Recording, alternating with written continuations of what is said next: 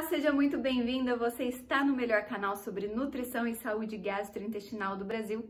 O meu nome é Malu de Carvalho e, como eu prometi para vocês nos stories, eu trouxe um pouco o assunto da endometriose para cá de forma mais aprofundada.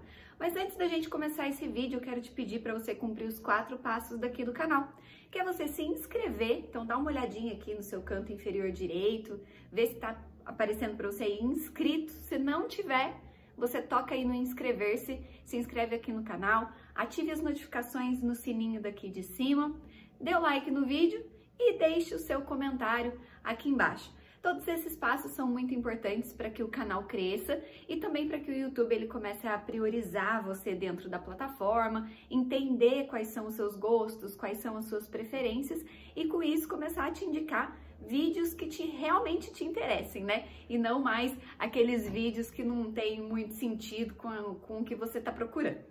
Então vamos lá para o tema do vídeo de hoje, que é endometriose, e tem muita gente que passa, muitas mulheres que passam por isso e infelizmente não tem o diagnóstico, outras milhares de mulheres têm o diagnóstico e não sabem o que fazer. Então vamos conversar sobre isso, vem comigo. Em primeiro lugar, o que a gente precisa saber é que a endometriose, ela não é uma doença do útero em si, tá? A endometriose, ela é um prolongamento do endométrio para fora do útero. E isso é que dá o problema. Mas primeiro, antes disso, deixa eu voltar um pouquinho. Vou colocar uma imagem do seu útero aqui. Pode colocar aqui, a editora coloca aqui pra mim, a imagem de um útero. E nesse útero, dentro dele, você tem o endométrio, tá? O endométrio, ele é uma camada de células que reveste a parte interna do útero. Para quê? Para que a hora que você tiver um óvulo fecundado, o embrião possa se instalar ali. Fica como se fosse um colchãozinho fofinho, né? De células para que esse embrião ele possa se acoplar ali. E o saquinho gestacional, que posteriormente se torna a placenta, possa se fixar nesse lugar e receber nutrição, né? Então, pode tirar a imagem, o endométrio, ele serve para isso. E como que acontece o nosso ciclo menstrual, por exemplo? O ciclo menstrual, ele é a descamação desse endométrio todo mês da mulher que não engravidou. Então, suponhamos, você teve esse espessamento do seu endométrio, né, antes da sua menstruação. O endométrio ficou espesso, preparadinho para receber um bebê e você não deu um bebê para esse útero gerar. Então esse endométrio, ele vai descamar e você vai sangrar, né? E o nome disso é menstruação. Isso acontece de forma natural em nós mulheres todos os meses. O descolamento do endométrio de um útero, né, de um óvulo que não foi fecundado, ok? Até aqui tudo bem? Bota aí nos comentários para mim. Depois disso, o que é a endometriose? Algumas vezes, em algumas mulheres, e não são só algumas não, 10% da população mundial, tá? Isso dá aproximadamente aí 200 a 300 milhões de mulheres. Isso com o diagnóstico, né? 10% da população que teve o diagnóstico de endometriose. Agora, a Anitta, por exemplo, que apareceu em todos os jornais aí, demorou 9 anos para ter um diagnóstico de endometriose. Então, muitas mulheres hoje sofrem mensalmente, às vezes diariamente, com dores crônicas, fortes e incapacitantes, porque a endometriose ainda tem isso, ela pode se tornar uma doença incapacitante para você trabalhar, para você ter sua rotina, sua vivência, e demora-se muito ainda, infelizmente, para fazer o diagnóstico. A endometriose em si, ela vai ser um escape dessas células que se engrossam ali dentro do útero para outras regiões do corpo. Que outras regiões? Quaisquer, porque ela vai migrando através dos tecidos e através da corrente sanguínea, essas células endometrióticas. Então, ela escapa para bexiga, escapa para o intestino, escapa para o fígado, escapa para, às vezes, até para a cabeça, para o cérebro, né? Existem casos de focos endometrióticos cerebrais. Eu já tive relatos de mulheres que tinham focos endometrióticos no braço. Ela tinha muita dor no braço e ela tinha focos endometrióticos no braço. É muito comum mulheres com problemas intestinais terem focos de endometriose no intestino também. E aí você pode me perguntar, Malu, qual que é a razão, né? Por que a endometriose acontece? E hoje a ciência ela não tem uma explicação única do porquê que a endometriose acontece. A gente sabe que existem combinações de fatores que contribuem para uma mulher ter endometriose. Agora, o porquê ainda não se descobriu. Então, existem sim alguns fatores de risco genéticos e epigenéticos, tá? Genéticos é aquele que vem dentro do seu DNA e epigenéticos são aqueles que não vêm dentro do seu DNA, mas que influenciam a sua saúde e o seu DNA. Então, epi quer dizer por fora, né? Fora da genética, existem fatores que podem ser fatores de risco para uma mulher desenvolver endometriose. Que fatores de risco são esses, né? Na fase da adolescência e na fase adulta, principalmente o tabagismo, então fumar é um fator de risco, baixo peso é um fator de risco. Nossa, Malu, mas eu tenho sobrepeso e eu tenho endometriose. Tudo bem, tô dizendo que são fatores de risco, né? Baixo peso, aquelas mulheres que são bem magrinhas a vida inteira, que tentam ganhar massa muscular, que tentam engordar e não conseguem, né? Já fiz vídeo aqui no canal para vocês magrinhos. Baixo peso, então, não só na fase adulta, mas baixo peso quando essa mulher ainda é um bebê, uma adolescente, uma adulta, isso é um fator de risco. Motivos a gente ainda não sabe. Então, percebe que são correlações? Hoje a ciência sabe. Mulheres que fumam, mulheres que são filhas de mulheres que fumaram na gestação, mulheres que são filhas de mulheres que tinham baixo peso e mulheres que têm baixo peso, né? São correlações que são feitas, mas não existe um porquê disso ainda. Deixa eu ver o que mais. Mulheres que tiveram contato com muito xenoestrógeno, o que é isso, né? São competidores, não são competidores, são imitadores de estrogênio que a gente tem como contaminantes hoje.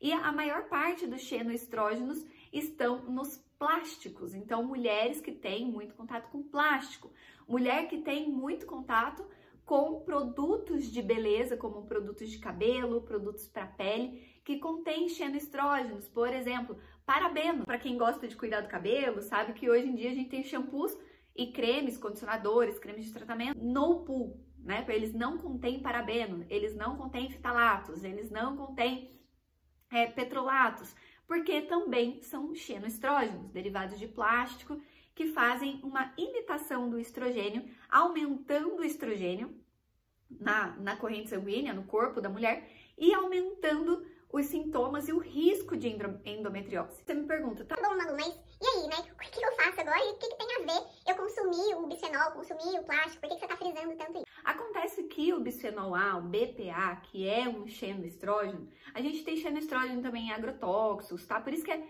tão importante assim a gente cuidar do nosso fígado, você vai entender por quê, e do intestino. Esses BPAs e os outros xenoestrógenos, o que eles fazem? Eles imitam o estrogênio do nosso organismo. E a gente sabe que o estrogênio em excesso é um fator de risco para endometriose, porque o estrogênio, o hormônio estrogênio, estimula o crescimento dessas células e o prolongamento dessas células endometrióticas para outras partes do corpo. Então, excesso de estrogênio não é legal para uma mulher com endometriose.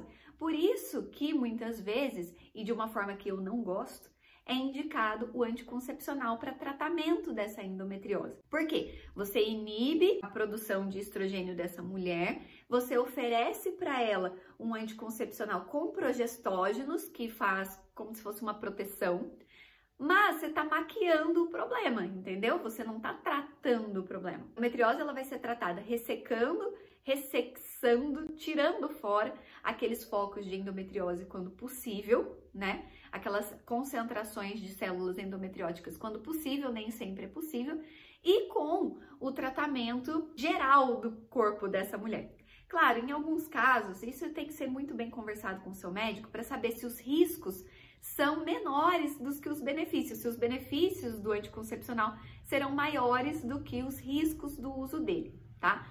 Mas o que você precisa saber, então, sobre o xenoestrógeno, sobre o seu fígado e seu intestino? Presta atenção aqui em mim. O seu fígado, ele é responsável por pegar o estrogênio e dar uma quebrada nele para você poder evacuar esse estrogênio e mandar ele embora. Quando o seu fígado não está funcionando bem, e o seu intestino também, atenção mulheres constipadas, né? Mulheres que têm intestino preso, quando esse equipamento de detoxificação não está funcionando bem, você não consegue excretar todo esse estrogênio. E não excretando todo esse estrogênio, ele começa a ser reciclado dentro de você e cada vez mais, porque você não está parando de produzir. E se você está tendo contato com xenoestrógeno, você também não está parando de trazer isso para dentro do seu corpo, certo? Então esse estrogênio começa a se acumular e estimular o crescimento de focos de endometriose. Então, para que você tenha um fígado que funcione bem, você precisa estar desinflamada. Isso porque a gente tem um ciclo de um fígado que não funciona bem e esse estrogênio correndo dentro de você e a inflamação crônica fazendo você liberar COX-2, uma enzima chamada COX-2, que é uma enzima pró-inflamatória. Essa enzima libera prostaglandinas do tipo E2, que é a mesma prostaglandina que você libera para menstruar, tá?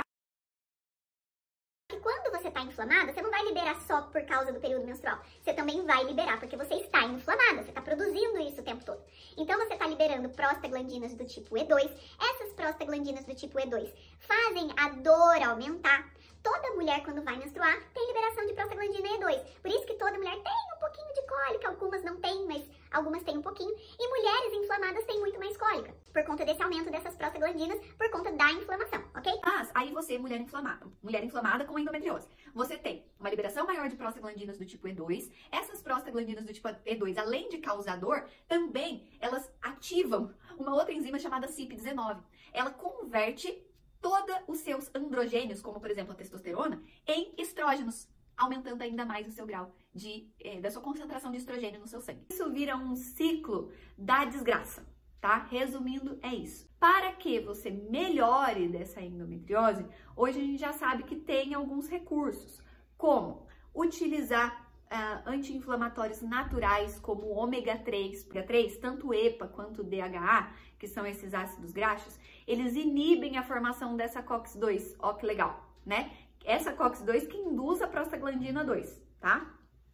Então, a gente tem o uso de ômega 3 como um fator protetor, a gente tem o uso de antioxidantes potentes, que também são fatores protetores, como resveratrol, como melatonina, como NAC-N-acetilcisteína, que é um precursor da glutationa, que é um antioxidante potente. Então, a gente tem recursos, tanto anti-inflamatórios, a cúrcuma também entra aqui, como inibidor de COX-2 natural. Eu não sei se você sabe, mas inibidores de COX-2 são conhecidos como anti-inflamatórios não esteroidais.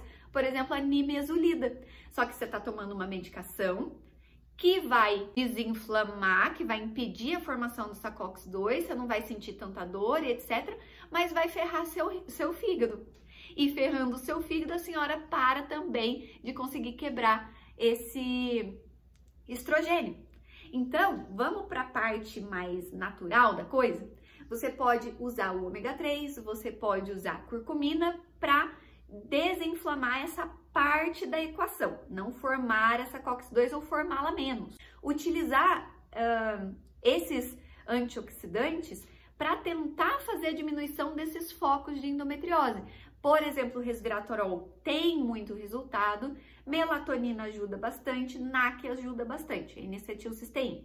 E desinflamar o seu corpo de uma forma geral. Não vai adiantar nada você fazer uma cirurgia para tirar a endometriose, você consumir uma piscina de ômega 3 se você não tiver hábitos saudáveis. Agora, o tratamento tirou o foco endometriótico, continuou com a vida muito doida e inflamatória, vai ter foco novamente. Esse é o vídeo sobre endometriose. Como eu não fiz roteiro, pode ser que tenha ficado um pouco confuso, então coloque as suas dúvidas aqui embaixo que eu venho aqui para responder, ou me manda lá no Instagram. Encaminhe esse vídeo para uma mulher que sofre de endometriose, porque acredito que pode ajudar. Um beijo e até o próximo vídeo. Tchau, tchau!